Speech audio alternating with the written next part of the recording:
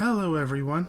Happy belated Dragon Quest Day. May 27th is recognized in Japan as Dragon Quest Day, due to the original game having been released on that date. This is a quick reaction to the event that was held in which we received new information on the Dragon Quest Dai no Daibouken anime, as well as the 3 new video games that are going to be based on that story. The anime, for those who don't know, is based on the popular 90s Shonen Jump manga. In its time, it was one of Japan's best-selling stories. There was a previous anime, but it never covered the entire story because it coincided with the Shonen Jump release, and thus, it had a lot of filler. So this is essentially the FMA Brotherhood of Dai no Daibouken.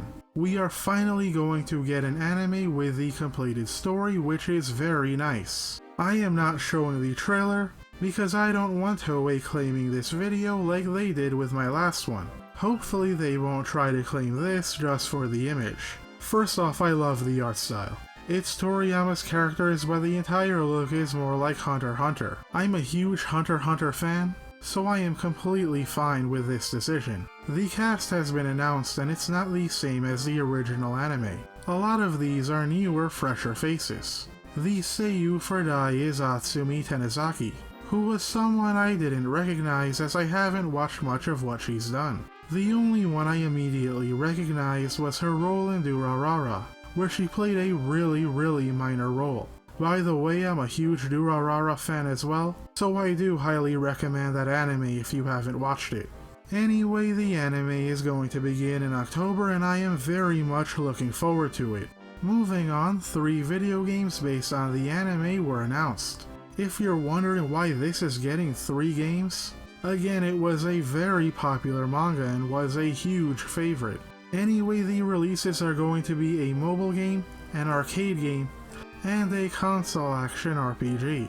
I actually guessed that the console game would be an action RPG in my last Dai no Daibouken video. I theorized this based on the evidence that Hori said that he was planning on having an action RPG planned about a year ago, so I'm just going to give myself a pat on the back for being right.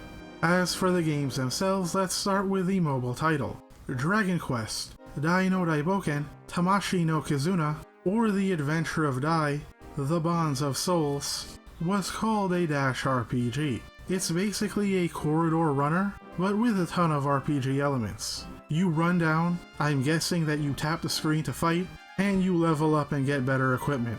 Honestly, it looks like a pretty fun distraction. I have no problem with mobile games as long as they accompany a primary release. The issue is only when they try to use a mobile game to replace a console title, so I do hope this gets a Western release. This is also supposed to be the first game that's going to come out.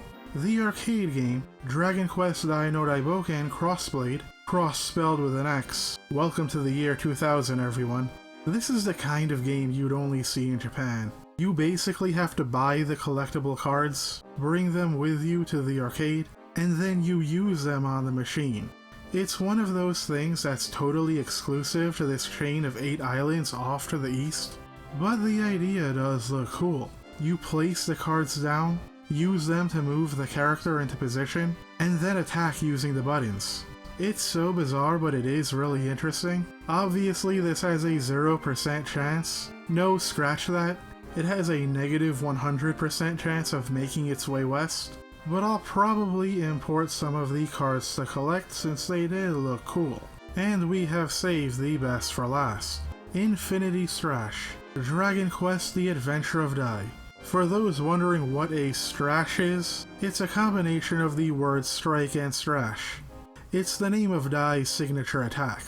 Strash sounds kind of cool, I guess. It's certainly no revengeance. Anyway, the game is an action RPG as I previously mentioned. It almost looks like what would happen if you took one of the 90s top-down RPGs, but made it in 3D. It's hard to tell what every aspect of what the gameplay is going to be, outside of it obviously being a hack and slash, but it does look interesting enough. You do seem to get some interesting special attacks, and the gameplay does move at a good pace. I just hope that overall it feels interesting and complete enough that it feels substantial. Overall, it's hard to make any set conclusions at this point. Apparently the game still has a ways to go. It will be the last one to come out. They did say it would be a 2021 release, and I'm guessing it's going to be an autumn store date for Japan. The character models look absolutely amazing. It's clear that a lot of love was put into them. The overall art design is good, but a lot of people have pointed out that the textures are the weak point. I am assuming that this is alpha footage, however, so hopefully the final version will have improvements. Honestly, it's the sound effects which bother me the most, but again, there is plenty of time to replace those. They also did not announce which consoles this game is coming out for. Some have wondered if the footage had come from a Nintendo Switch prototype, and I honestly would not be surprised if that were the case. The Switch, after all, has been selling incredibly well. Another possibility, as I mentioned in my last Dino Daibouken video, is that this will be an early PS5 game. Perhaps for the PS5 announcement, we will see more updated beta footage. I am going to see if I can try and read the manga before the anime release in October. And if I can, I will even review it. All that out of the way, some of you are perhaps asking, where is the next History of RPGs? Where is it, Mr. Gentleman? Well, my friends, it's either tomorrow or Saturday.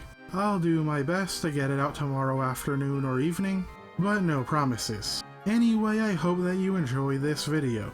Please like, comment, and share for the algorithm lords. Subscribe and hit the bell if you haven't already. If you wish to support the channel for as low as $1 a month, you may do so on my Patreon. Thank you for watching, and God bless you all.